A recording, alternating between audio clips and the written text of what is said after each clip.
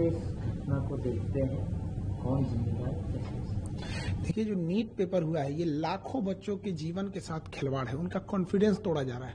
और सबसे दुर्भाग्यवश क्या है बात पता है, 2 साल पहले 2024 में भी सेम घटनाएं हुई थी। सीबीआई इंक्वायरी हुई, कुछ नतीजा नहीं निकला, जिसका ये मनोबल बढ़ गया। फिर इस बार किया उन्होंने, लाखों बच्चों का भविष्य खराब होता है इससे, और कॉन्फिडेंस खराब हुआ अलग। और आपको सबसे अद्भुत बात क्या लगेगी, इसकी जानकारी किसी एजेंसी ने नहीं दिया, बल्कि इसकी जानकारी सबसे पहले बच्चों ने सरकार के पास पहुंचाई कि हमारा पेपर लीक हो गया है, देखिए यहाँ पर। गवर्नमेंट की जो एजेंसी है उन्हें ये पता चलना चाहिए यहाँ पे। तो हमने जो एजेंसी को दे रखा है ये पेपर लीक, ये एग्जाम कराने के लिए, ये समझ में नहीं आता इन्हें पेपर कराने के लिए दिया गया या लीक कराने के लिए। एनटीए को दिया गया, नेशनल टेस्टिंग एजेंसी, उसका नाम होना चाहिए नेवर ट्रस्टेबल एजेंसी। मतलब आप समझिए 10 रुपए का बच्चों का जो डाइपर और पैम्पर्स आता है ना, हगीज उन सबों का, वो लीक नहीं होता, इनका पेपर लीक हो जाता है। इतना घटिया इन लोग की व्यवस्था है। और इसकी जांच किसको देंगे? सीबीआई को। सीबीआई कब कौन से नतीजे पे बढ़िया से उतरेगी काम से, कहां जाएगा बच्चों का, ये हम बता रहे हैं। अगर ये सीबीआई को गया ना, बच्चों का एमबीबीएस कंप्लीट होगा, तब तक इनकी जांच चलती रहेगी। सुप्रीम कोर्ट के किसी रिटायर्ड जज को इसका एक ऑब्जर्वर बनाना चाहिए, और एक टाइमलाइन के अंदर में कौन जिम्मेदार है उसको कड़ी सजा होनी चाहिए। अगर सजा नहीं होगी तो फिर आज राजस्थान केरल नाम आ रहा है, कल कोई और राज्य नाम आएगा यहाँ पे, बट अल्टीमेट बच्चों का भविष्य खराब हो जाएगा इससे। एकदम खिलवाड़ किए हैं। प्रधानमंत्री को इसमें व्यक्तिगत रूप से इन्वॉल्व होना चाहिए, और कड़ी से कड़ी उन लोगों को सजा दिलाना चाहिए, और सुप्रीम कोर्ट को भी इसमें आगे आना चाहिए। देखिए, इसमें लॉस कहां होगा, जब कभी भी हिस्ट्री उठा के देखिए, जब भी पेपर लीक होता है तो अगला जो पेपर होता है वो एजेंसी दुश्मनी करके बनाती है। 2024 में पेपर लीक हुआ नीट का, उसके बाद क्या हुआ, बच्चों के जान निकाल दिया गया, इतना टफ बनाया। 1997 में 1997 में लखनऊ से होता क्या है, आईआईटी जेईई का पेपर लीक होता है, उसके बाद जो टफ बनाया, जान निकाल देता है बच्चों का। 2015 में नीट ना होकर एआईपीएमटी जब होता था, तो जब पेपर लीक हुआ था, उसके बाद इतना टफ बना देता है कि बच्चे अब डिप्रेशन में चले जाएंगे। यहाँ पे सोचिए उन बच्चों का क्या होगा जिनका 700 से प्लस नंबर आ रहा था, जिसका 650 आ रहा था। हर बच्चे का अपना एक स्ट्रेंथ होता है, कोई टॉपर होते हैं, कोई सिलेक्शन वाले होते हैं, कोई रैंकर्स होते हैं।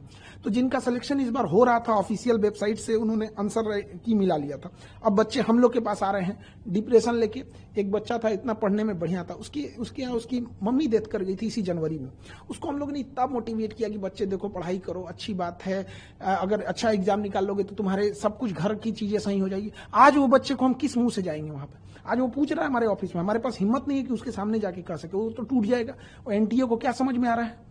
तो ऐसे बच्चों को, बहुत सारे ऐसे बच्चे, एनटीए कह रहा है कि हम दोबारा फॉर्म नहीं भरवाएंगे, दोबारा पैसे नहीं लेंगे, जो बच्चे रजिस्टर्ड किए थे उनका दोबारा एग्जाम ले लेंगे। एनटीए वाले लोग करोड़पति हैं, घर में बैठे हैं। ऐसे भी बच्चे हैं जो कर्ज लेके एग्जाम देने गए थे, जिनके पास 500 रुपया मायने रखता है। किसी के पिताजी सड़क पे ठेला लगा रहे हैं, उसके लिए सोचिए, उसका सेंटर उठा के फिर भेजिएगा 1500 किलोमीटर दूर, वो कैसे एग्जाम दे पाएगा?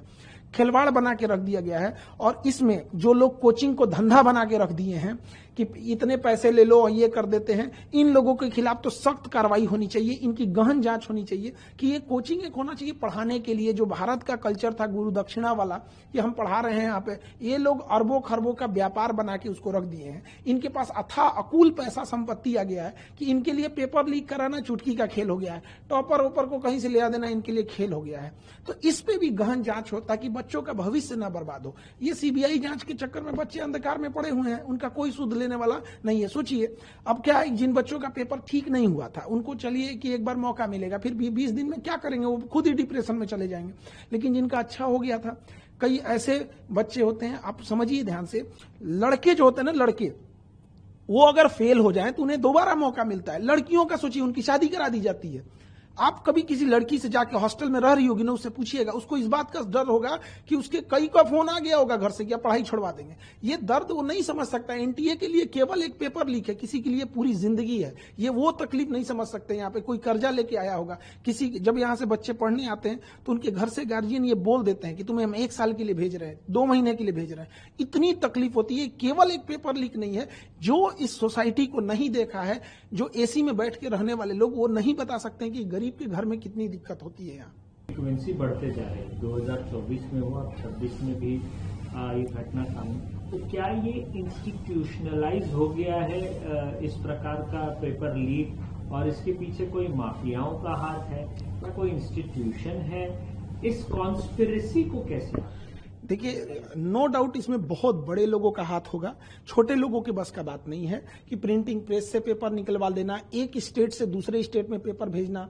और हम शुरू से कहते हैं ये टेलीग्राम जो हो गया है, ये टेलीग्राम एक इतना आसान माध्यम हो गया है एक जगह से दूसरी जगह किसी को स्प्रेड करके किसी चीजों को फैला देने के लिए। गवर्नमेंट को इस पे भी नकेल कसना चाहिए। और कुछ इंस्टीट्यूट जो है वो डायरेक्ट नहीं, इनडायरेक्ट पैसे से मदद करके रसूखदार लोगों से मिलकर, जिनकी ऊपर तक पहुंच है, लिंक है, वहां से कहीं ना कहीं इस नेक्सस को ले आ रहे हैं और इसे टेलीग्राम या बड़े ये जो व्हाट्सएप ग्रुप है उसमें लाखों का ये बेच रहे हैं। इनका इतना बड़ा वो हो गया है, अगर पेपर लीक हो रही है, अगर वो कह देगा कि 2 लाख रुपए में पेपर दे रहे हैं, सपोज कीजिए कि उसने ऐसे करके 1 लाख लोगों को बेच दिया, उसके पास रातों रात वो करोड़पति बन जाता है। तो उसे लगता है कि हम करोड़पति हो जाएंगे। और अगर उसे ये लगता है कि हम पकड़े भी जाएंगे तो कौन सा हमको सीबीआई पकड़ पाएगी, इतनी तो उसके पास अभी इतनी तो उतना नहीं, सीआईए की तरह तो हो नहीं गए हैं जो उन्हें पकड़ पाए। तो सजा या तो मिल ही नहीं रही है, या मिल रही है तो इतनी मामूली मिल रही है कि आम इंसान भी हिम्मत जुटा ले रहा है कि एक बार लीक करके देख लेते हैं।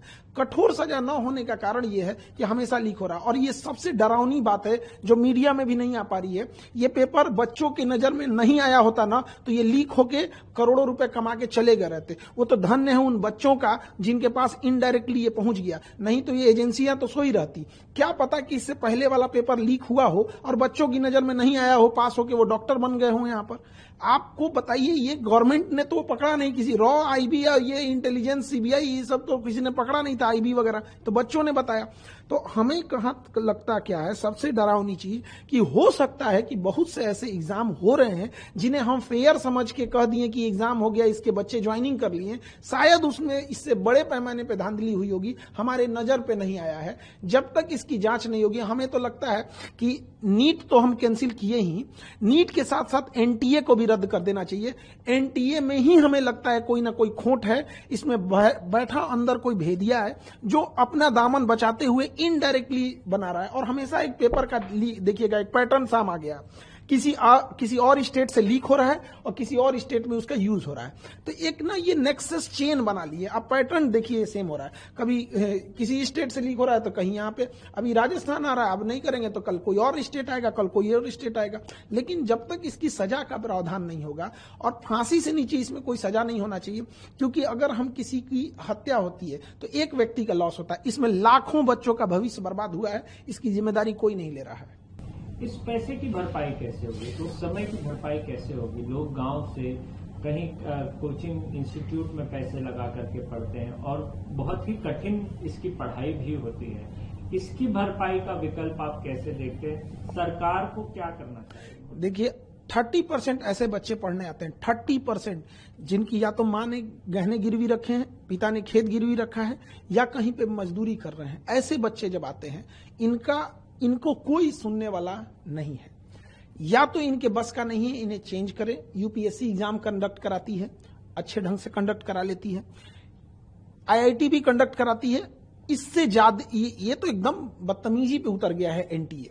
तो इस सब को जरूरी ये है कि नेशनल लेवल पे, जैसे अब क्या है कि उनको भी लगता है कि 10 दिन मीडिया में चलेगा, हमें तो सजा होने वाली नहीं है। कुल ले दे के उनके दिमाग में डर खत्म हो गया है कि ना उन्हें पुलिस का डर रहा है, ना मीडिया को डर रहा है, और ना ही उनको किसी न्यायालय का डर बचा है।